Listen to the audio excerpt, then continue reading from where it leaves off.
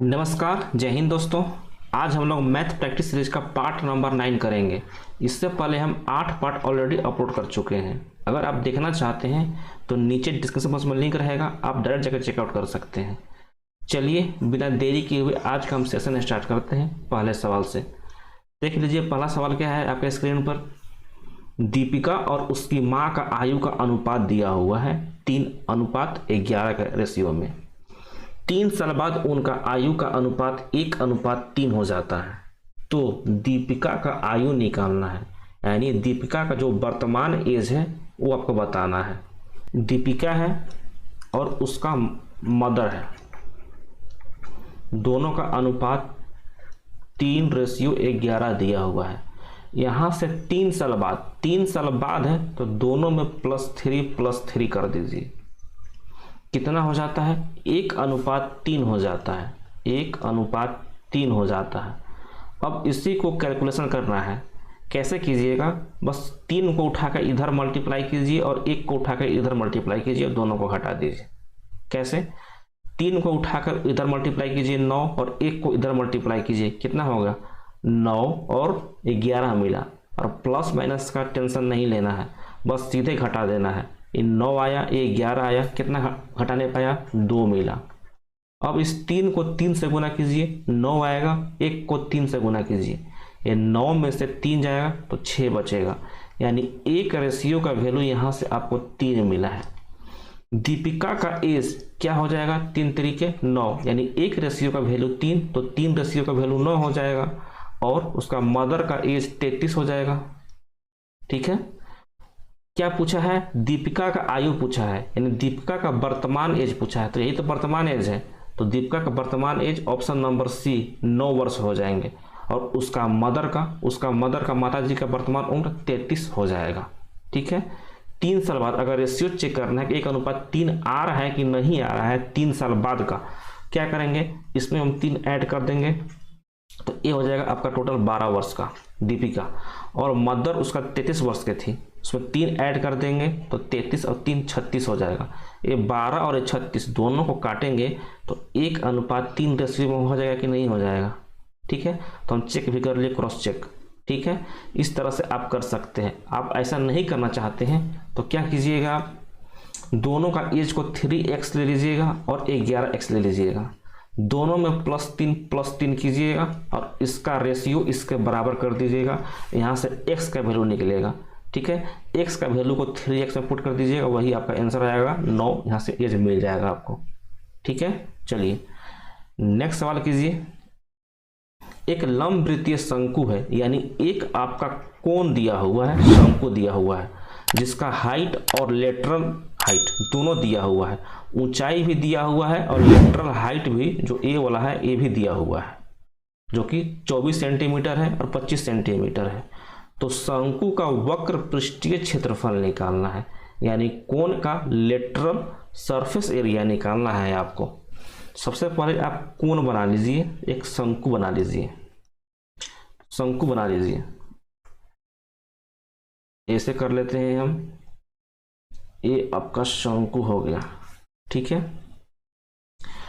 अब देखिए इसमें अगर हम कलर इसका चेंज कर देते हैं तो ये वाला आपका हाइट हो जाएगा, ये वाला उसका हाइट हो जाएगा और ये वाला उसका रेडियस हो जाएगा। ठीक है। अब आइए, अगर शंकु का हाइट कितना दिया हुआ है? 24 सेंटीमीटर, यानी यहाँ से लेके यहाँ तक ये वाला हाइट शंकु का 24 सेंटीमीटर दिया हुआ है। और तिरछी ऊंचाई यानी लेटरल सरफेस एरिया यानी ए वाला टोटल 25 दिया हुआ है।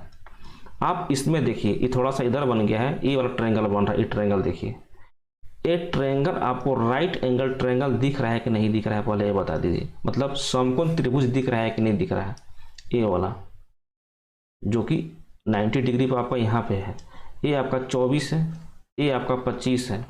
तो आपको ट्रिपलेट याद आ रहा होगा कि 7, 24, 25 का एक ट्रिपलेट होता है। जिस तरह से 3, 4, 5 का होता है, 3, 4, 5 का होता है, उसी तरह से 7, 24, 25 का होता है। 8, 15, 17 का भी होता है, इसको भी ध्यान रखिएगा।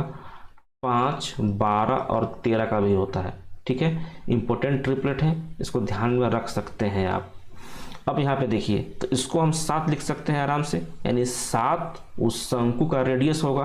अगर इसको हम यहाँ पे मिला दिए तो टोटल डायमीटर हो जाएगा, लेकिन हमको केवल रेडियस से काम है, क्योंकि शंकु का वक्र पृष्ठीय क्षेत्रफल क्या होता है, एरिया क्या होता है, पाई आर एल होता है। पाई का वैल्यू 22/7, आर हमको वैल्यू चाहिए था जो कि हमको 7 मिल चुका है। एल क्या है, एल आपका तिरछी ऊंचाई है जो कि 25 सेंटीमीटर दिया हुआ है। वैल्यू पुट कीजिए, यहाँ से आंसर निकालिए, क्या हो जाएगा, एरिया बराबर 22/7, पाई का वैल्यू, आर का वैल्यू 7 है और एल का 25 दिया हुआ है। ये 7 से 7 चला जाएगा, 22 गुना 25 कीजिएगा, 25 का स्क्वायर 625 होता है। 625 में से 75 घटा दीजिए, आपको 550 मिल जाएगा। ठीक है, तो यही सही आंसर हो जाएगा, ऑप्शन नंबर डी सही हो जाएंगे। ठीक है, तो शंकु का वक्र पृष्ठीय क्षेत्रफल का फॉर्मूला याद रखिएगा, पाई आर एल होता है। शंकु का वॉल्यूम कितना होता है, आयतन, आयतन बता दीजिए, तो 1/3 पाई आर स्क्वायर एच होता है इसका वॉल्यूम, जो कि सिलेंडर का यानी बेलन का 1/3 टाइम्स होता है। बेलन का आयतन क्या होता है, पाई आर स्क्वायर एच होता है। ठीक है, ये भी ध्यान रखिएगा, ये बेलन का है, सिलेंडर का है। इसी में से 1/3 से मल्टीप्लाई कर दीजिए, यही आपका शंकु का आएगा। अगर इसको हम ऐसे कर देते हैं, ऐसे कर देते हैं, तो ये आपका बेलन होगा कि नहीं होगा, बता दीजिए, टोटल का टोटल। ठीक है, तो इसी का 1/3 टाइम होता है, 1, 2, 3 पार्ट। ठीक है, चलिए हम आगे चलते हैं। नेक्स्ट क्वेश्चन क्या है, एक चतुर्भुज के चारों कोनों का अनुपात दिया हुआ है 3, 4, 5 और 6 के रेशियो में। तो सबसे छोटा कोण का मान बताना है। इसमें से सबसे छोटा कौन सा है, 3 रेशियो वाला सबसे छोटा है। तो ऑप्शन में देख लीजिए, तो 3 का रेशियो में होगा, 3 के मल्टीपल में होगा, वही आंसर होगा। 49 को तो 3 का मल्टीपल है नहीं, तो ऑप्शन नंबर ए आंसर नहीं हो सकता है। 45 में 3 का मल्टीपल है, 36 भी है, 60 भी है। तो अब आपको बनाना पड़ेगा, हम क्या करेंगे, एक चतुर्भुज के चारों कोनों का योग यानी क्वाड्रिलेटरल का चारों एंगल का सम कितना होता है, 360 डिग्री का होता है। ठीक है, तो इसको हम 3x + 4x + 5x + 6x बराबर 360 कर सकते हैं कि नहीं। ठीक है, यानी चारों कोनों का योग 360 के बराबर कर दिए हम, कितना आएगा, 6, 5, 11, 4, 15, 3, 18, यानी 18x बराबर 360 डिग्री मिल रहा है। तो यहाँ से x बराबर 20 डिग्री मिलेगा, 20 डिग्री मिलेगा। ठीक है, आपसे पूछा क्या है, सबसे छोटा कोण, सबसे छोटा कोण यही 3 रेशियो है, यानी 20 दिया 60 डिग्री इसका सही आंसर हो जाएगा, ऑप्शन नंबर डी सही हो जाएगा। अगला एंगल 80 डिग्री हो जाएगा, 20 चौका 80, अगला डिग्री 100 डिग्री हो जाएगा अगला एंगल, और अगला 6 गुना 20 120 डिग्री होगा। इस सब को जोड़िएगा तो फिर से आपको 360 डिग्री मिल जाएगा। ठीक है, चलिए नेक्स्ट सवाल कीजिए। एक 48 मीटर ऊंचा भवन का छाया जो किसी समय 32 मीटर लंबी है, यानी बोल रहा है कि कोई एक भवन है, कोई एक बिल्डिंग है, उसका हाइट 48 मीटर है और उसका जो छाया है, मान लीजिए आपका सूर्य यहाँ पे है। ठीक है, इसका छाया कितना बनता है, 32 मीटर का इसका छाया बनता है। ठीक है, अब क्या बोल रहा है, बिल्डिंग है 90 डिग्री पे ही होगा। अब क्या बोल रहा है कि इसी समय उसी टाइम पे कोई एक टावर है, ठीक है, जिसका हाइट दिया हुआ है, एक टावर है उसी टाइम पे जिसका हाइट दिया हुआ है 144 मीटर का, तो उसकी छाया का लंबाई बताना है, यानी ए वाला बताना है। दोनों ट्रायंगल समरूप हैं, तो यहाँ पे आपका दोनों ट्रायंगल, दोनों समकोण त्रिभुज आपका समरूप है। ठीक है, तो ऐसा कर सकते हैं, अगर 32 को हम 16 से 2 बार में काट दें और 48 को 3 बार में काट दें, यानी यहाँ पे देखिए 3 रेशियो का वैल्यू 144 दिया हुआ है, तो 2 रेशियो का जो वैल्यू निकलेगा वही आपका ये होगा, क्योंकि दोनों ट्रायंगल आपका समरूप है। 3 रेशियो का वैल्यू कितना दिया हुआ है, 3 रेशियो का वैल्यू 144 दिया हुआ है, तो 1 रेशियो का वैल्यू कितना हो जाएगा, 1 रेशियो का वैल्यू 4 और 8 48 हो जाएगा। ठीक है, यानी 1 रेशियो का वैल्यू 48, तो 2 रेशियो यहाँ पे निकलेगा क्योंकि 2 है, तो 2 रेशियो का वैल्यू 96 हो जाएगा। ठीक है, तो ऑप्शन नंबर सी इसका सही आंसर हो जाएगा। आप सीधे करके देख लो, ऐसे भी कर सकते हो कि 48 से कितना से गुना करेंगे 144 आएगा, उतना ही 32 में गुना कर दीजिए, तो 48 में हम 3 से गुना करेंगे तो 144 आएगा, ठीक है। तो उतना ही आप 32 गुना 3 कर दीजिए, आपको 96 मीटर ऐसे ही मिल जाएंगे, कैसे भी कर सकते हो आप। चलिए नेक्स्ट सवाल कीजिए, इंपॉर्टेंट सवाल है, आराम से कीजिए क्वेश्चन को। एक कक्षा में 60 विद्यार्थी हैं, टोटल 60 स्टूडेंट हैं, जिसमें से 29 ने मैथ को चुना है और 32 ने बायोलॉजी को चुना है, तथा 8 विद्यार्थियों ने इन दोनों विषयों में से किसी विषय का चयन नहीं किया है। टोटल 60 लोग थे, 8 विद्यार्थियों ने किसी विषय का चयन नहीं किया, इसमें से 8 घटा दीजिए, यानी 52 स्टूडेंट ऐसे हैं जो कोई ना कोई सब्जेक्ट पढ़ते हैं, या तो मैथ पढ़े या फिर बायोलॉजी पढ़े या फिर दोनों पढ़े। कितने लोग हैं? टोटल 52 लोग हैं। अब आगे आइए, तो कितने विद्यार्थियों ने गणित और बायोलॉजी दोनों विषय का चयन किया है, आपसे पूछा है। गणित और बायोलॉजी दोनों विषय का चयन करना है। 2 लोग हैं तो हम 2 सब्जेक्ट ले लेते हैं, एक आपका सर्कल ए हो जाएगा, एक सर्कल आपका ए हो जाएगा। अब इसको हम क्या करेंगे, ए आपका मैथ का हो जाएगा, ए आपका मैथ का सर्कल है और ए आपका बायोलॉजी का सर्कल है, ठीक है। मैथ पढ़ने वाले टोटल कितने हैं? मैथ पढ़ने वाले टोटल 29 हैं और बायोलॉजी पढ़ने वाले टोटल 32 हैं। यहाँ पे आप बताओ, टोटल लोग तो 52 ही हैं, या तो मैथ पढ़े या बायोलॉजी पढ़े या फिर दोनों सब्जेक्ट पढ़े। टोटल लोग तो 52 ही हैं, लेकिन मैथ में टोटल 29 लोग हैं, बायोलॉजी में टोटल 32 लोग हैं। तो 32 और 29 को जोड़िए, कितना मिलेगा?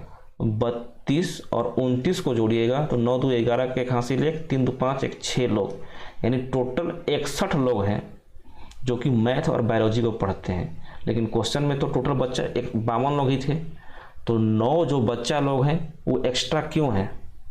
9 बच्चा एक्स्ट्रा इसलिए है कि 9 बच्चा दोनों सब्जेक्ट को पढ़ रहा है, मैथ्स को भी पढ़ रहा है, बायोलॉजी को भी पढ़ रहा है, ठीक है। तो टोटल मिला के दोनों सब्जेक्ट पूछा था कि गणित और जीव विज्ञान दोनों पढ़ते हैं, तो टोटल 9 लोग दोनों विषय को पढ़ते हैं। अगर इसी क्वेश्चन में आपसे हम पूछें कि केवल मैथ पढ़ने वाले स्टूडेंट का नाम बता दीजिए, ऐसे स्टूडेंट जो केवल मैथ पढ़ते हैं, टोटल 29 पढ़ते हैं लेकिन केवल मैथ 20 लोग पढ़ते हैं, 29 में से 9 घटा दीजिए, 20 बचेगा, यही तो केवल मैथ का होगा, इतना केवल मैथ का होगा, ठीक है। सेम उसी तरह पूछे कि केवल बायोलॉजी पढ़ने वाला स्टूडेंट का नाम बता दीजिए। टोटल पढ़ने वाले बायोलॉजी 32 है, लेकिन केवल बायोलॉजी पढ़ने वाले कितने होंगे? तो 32 में से 9 घटा दीजिए, कितना आएगा? 32 में से 9 23 बचेगा, और इस सभी को जोड़िएगा तो आपको 52 फिर से मिल जाएगा। करके देख लीजिए, 23 और 9 32 आएगा, 32 और 20 जोड़ लीजिए, 52 ही मिलेगा आपको, ठीक है। क्रॉस चेक जरूर कर लीजिए कि आप क्वेश्चन सही बना है कि नहीं बना है। चलिए नेक्स्ट सवाल कीजिए। हीरा ने 47,000 रुपये में एक पुराना कार खरीदा, कितना में? 47,000 रुपये में, और उसका मरम्मती पे 3,000 रुपये और खर्चा कर दिए। तो अब बताइए कि टोटल हीरा ने कितना खर्चा किया उसको लेने में? 47,000 में खरीदा था, 3,000 रुपये उस पर और खर्चा कर दिया, यानी 50,000 रुपये हीरा को उस कार पे लगाना पड़ा, यानी उसका कॉस्ट प्राइस, उसका खरीदारी कितना में पड़ा? 50,000 रुपये में पड़ा। और क्या किया है, यदि कार को 58,000 रुपये में बेच देता है, यानी हीरा उस कार को 58,000 रुपये में बेच देता है, उसका सेलिंग प्राइस कितना दिया हुआ है? 58,000, तो उसका लाभ प्रतिशत क्या होगा आपको बताना है। 50,000 में खरीदा, 58,000 में बेच दिया, कितना का फायदा हुआ? 8,000 का फायदा हुआ। कितना पर? 50,000 पे। कितना पर करना है ध्यान में रखिएगा। अगर कितना पर नहीं समझ में आ रहा है तो नीचे में कॉस्ट प्राइस ही होता है, ध्यान में रखिएगा। फॉर्मूला जब भी आप प्रॉफिट परसेंटेज निकालते हैं ना, या फिर लॉस का परसेंटेज निकालते हैं, याद रखिएगा नीचे में आपका हमेशा कॉस्ट प्राइस आता है, ठीक है। और प्रॉफिट परसेंट निकालने में एसपी यानी selling price minus cost price गुना 100 करते हैं। ये फार्मूला ध्यान में रखिएगा, अगर आपको डायरेक्ट ऐसे करने नहीं आ रहा है तो फार्मूला आपको याद करना पड़ेगा। और लॉस परसेंटेज बराबर क्या मिले, याद रखना है आपको, cost price minus selling price बटे सीपी गुना 100। ठीक है, ये आपका लॉस का फॉर्मूला है, ये आपका प्रॉफिट प्रतिशत का फॉर्मूला है। चलिए, अगर फार्मूला याद नहीं करना चाहते हैं तो क्या कीजिएगा, फ़ायदा देखिएगा कितना का फ़ायदा हो रहा है, 8000 का फ़ायदा हो रहा है। कहाँ से फ़ायदा हो रहा है, यानी कितने में खरीदे थे, जितने में खरीदे होंगे वहीं से तो आपका प्रॉफिट या लॉस होगा। समझ रहे हैं ना, जितना में खरीदे थे, जितना आपका लागत मूल्य है, वहीं से तो आपको लॉस होगा या फिर फ़ायदा होगा। ठीक है, तो वही खोजना है। तो 50,000 में आप खरीदे थे तो नीचे से आपका 3030 चला जाएगा, गुना 100 यहाँ से कीजिएगा तभी तो प्रॉफिट प्रतिशत निकलेगा। 100 से गुना कीजिएगा तभी ना प्रतिशत निकलेगा जी। ठीक है, तो इस 50 और 100 को हम कितने बार में काट सकते हैं, 2 बार में उड़ा सकते हैं। और 8 दूना 16, यानी 16% आपको प्रॉफिट मिलेगा। ऑप्शन नंबर डी सही आंसर हो जाएगा। ठीक है, चलिए अब इसी क्वेश्चन को और हम शॉर्ट में कैसे कर सकते थे। ये 50,000 है या 58,000 है, तो इसको हम 50 और 58 लिख सकते हैं, यानी 50 में खरीद के लाए और 58 में बेच दिए, तो 8 का फायदा हुआ 50 में, गुना 100 कर दीजिए, डायरेक्ट 2 बार में काट दीजिए, 8 दूना 16% आएगा। ठीक है, चलिए आज के लिए हम इतना ही रखते हैं। अगर आपको क्लास समझ में आया होगा तो वीडियो को लाइक कर दीजिएगा। फर्स्ट टाइम चैनल में विजिट किए होंगे तो चैनल को सब्सक्राइब भी कर दीजिएगा। ठीक है, चलिए मिलते हैं नेक्स्ट क्लास में, तब तक के लिए अपना ध्यान रखिए। जय हिंद, जय भारत।